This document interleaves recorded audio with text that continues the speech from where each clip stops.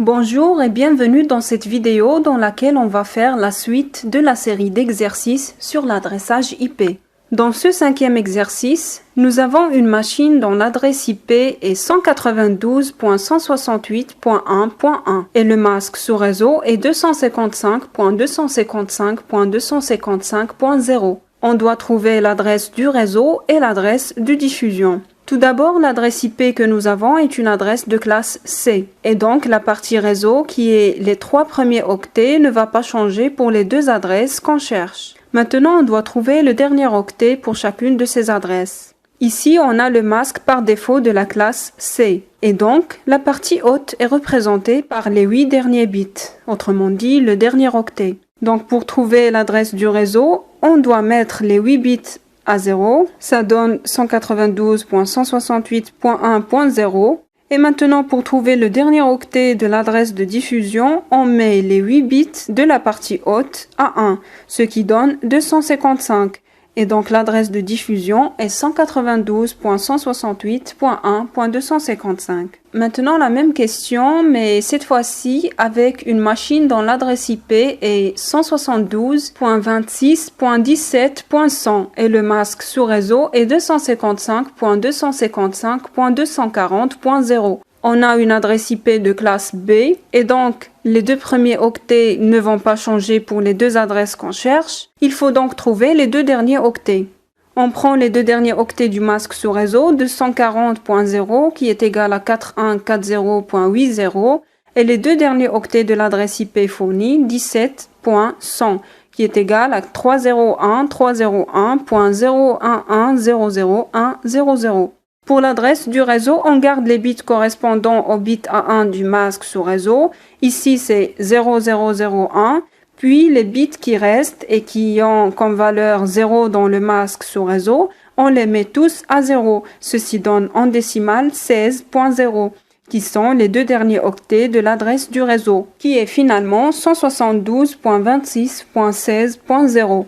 Maintenant, pour l'adresse de diffusion, on garde toujours les bits correspondant au bit A1 du masque sous réseau, donc 0001, et on va mettre tous les bits qui restent à 1, ce qui donne 31.255, qui sont les 2 derniers octets de l'adresse de diffusion, qui est finalement 172.26.31.255. Maintenant, on a une machine avec une adresse IP de classe C. 193.48.57.163 avec un masque sous réseau 255.255.255.224. Les résultats vont être comme ceci, les 3 premiers octets qui ne changent pas, et pour calculer le dernier octet, on procède de la même manière que précédemment. On a le dernier octet du masque sous réseau est 224 qui est égal à 3150 et le dernier octet de l'adresse IP fournie est 163 qui est égal à 10100011. Pour l'adresse du réseau, on garde les 3 premiers bits 101 et le reste on le met à 0. Ça donne 160 et donc l'adresse du réseau est 193.48.57.160. Pour l'adresse de diffusion, on garde les 3 premiers bits qui identifient le sous-réseau, 101, et on met le reste à 1, ça donne 191. Et donc l'adresse de diffusion est 193.48.57.191. Passons maintenant à l'exercice 6. On a le réseau 192.168.130.0 avec un masque sous réseau 255.255.255.224. On doit trouver les sous-réseaux auxquels appartiennent ces adresses. On prend le dernier octet du masque sous réseau, 224 qui est égal à 3150. On a donc 3 bits qui vont servir d'identifiant sous réseau. Pour cette première adresse, 192.168.130.10, on prend le dernier octet, 10 qui est égal à 401010. Pour trouver l'adresse du sous-réseau, on garde les 3 premiers bits et on met le reste à 0. Ceci donne 0 et donc la machine appartient au sous-réseau 192.168.130.0. De la même manière, on va chercher le sous-réseau auquel appartient cette adresse. On prend donc 67 qui est la valeur du dernier octet, c'est égal à 014011. On garde les 3 premiers bits et on met le reste à 0, ça donne 0160 qui est 64 en décimale. Et donc, il s'agit du sous-réseau 192.168.130.64. Et on suit la même démarche pour les adresses qui suivent.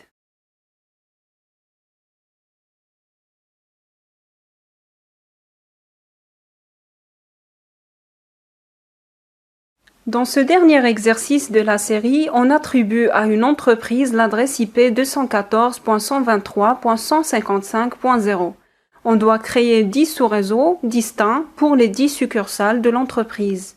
L'adresse qu'on a est une adresse de classe C, car le premier octet est 214, il est entre 192 et 223. Et donc, puisqu'on a une adresse de classe C, le masque qu'on cherche va être de cette forme, 255.255.255. Le dernier octet qu'on va calculer. Donc, pour avoir 10 sous-réseaux, on cherche tout d'abord la puissance de 2 qui est supérieure ou égale à 10. C'est 2 à la puissance 4. Ceci nous permet de dire qu'il faut réserver 4 bits pour les identifiants des sous-réseaux. Les bits qui restent serviront d'identifiant des hôtes. Ceci est égal à 240. Et donc, le masque sous-réseau que nous devons utiliser est 255.255.255.240. Le nombre de machines qu'on peut avoir dans chaque sous-réseau est 2 à la puissance 4 moins 2, qui est égal à 14 machines. Avec l'adresse IP utilisée pour cet exercice, maintenant on veut répartir les 10 succursales suivant 2 sous-réseaux. Le premier va être découpé en 4 sous-réseaux comprenant entre 25 et 30 machines et le deuxième va être découpé en 6 sous-réseaux comprenant une dizaine de machines. Pour cela, il faut mettre en place 2 masques sous-réseau. Pour le premier masque sous-réseau, on cherche la puissance de 2 supérieure ou égale à 30. C'est 2 à la puissance 5. Donc il faut réserver 5 bits pour la partie haute. Et donc les 5 derniers bits de l'octet qu'on cherche seront à 0. Et les 3 bits qui restent, on les met à 1. Ça donne 224. Maintenant, pour le deuxième masque sous-réseau, on cherche la puissance de 2 qui est supérieure ou égale à 10. C'est 2 à la puissance 4. Et donc, les 4 derniers bits seront à 0 et les 4 qui restent seront à 1. Ça donne 240. Il faut maintenant détailler les 10 adresses de sous-réseau avec leurs masques respectifs. Pour le premier masque sous-réseau, on doit créer 4 sous-réseaux avec 25 à 30 adresses IP. Déjà, pour ce masque sous-réseau, on a 3 bits qui identifient les sous-réseaux et donc on peut créer 8 sous-réseaux que l'on peut détailler en changeant la valeur des 3 premiers bits, comme ceci. Maintenant, pour avoir les adresses de ces sous-réseaux, on ajoute les 5 bits de la partie haute en les mettant à 0. Et donc, voici les 8 sous-réseaux. Pour avoir les adresses possibles pour les machines, on doit à chaque fois exclure l'adresse du réseau et l'adresse de diffusion. Par exemple, l'adresse de diffusion du premier sous-réseau est celle où les bits de la partie haute sont à 1, et donc c'est 31. Ceci dit, les machines peuvent avoir des adresses qui se trouvent entre 214.123.155.1 et 214.123.155.30. De la même manière, on peut déterminer les autres intervalles des adresses machines pour les autres sous-réseaux. Maintenant, on doit choisir les 4 sous-réseaux que nous allons utiliser. Tout d'abord, il faut éviter de choisir le premier sous-réseau car son adresse réseau est la même que celle du réseau global. Il faut aussi éviter de choisir le dernier sous-réseau car son adresse de diffusion est la même que celle du réseau global et qui est ici 214.123.155.255. Maintenant, on a le choix entre 6 sous-réseaux. On peut choisir par exemple les 4 premiers. Passons à présent au deuxième masque sous-réseau. Grâce à ce masque, on peut créer 16 sous-réseaux. On doit en choisir 6. Tout d'abord, on va barrer les sous-réseaux qu'on ne peut pas utiliser, à savoir le premier et le dernier sous-réseau et aussi les sous-réseaux qu'on a déjà utilisés précédemment. Pour ce sous-réseau 214.123.155.144, dont les adresses machines sont entre 214.123.155.145 et 214.123.155.158, on va aussi l'éviter parce que cet intervalle se trouve ici et donc elle est déjà utilisée. Il reste exactement 6 sous-réseaux que l'on va utiliser. Et de la même manière, voici les intervalles des adresses possibles pour les machines. Avec cette configuration, nous avons créé 4 sous-réseaux avec 30 machines chacun, et donc 4 fois 30, plus 6 sous-réseaux avec 14 machines chacun, donc 6 fois 14, qui est égal à 204 machines en total. Dans la solution précédente, nous avons créé 10 sous-réseaux avec 14 machines chacun, et donc on avait 140 machines.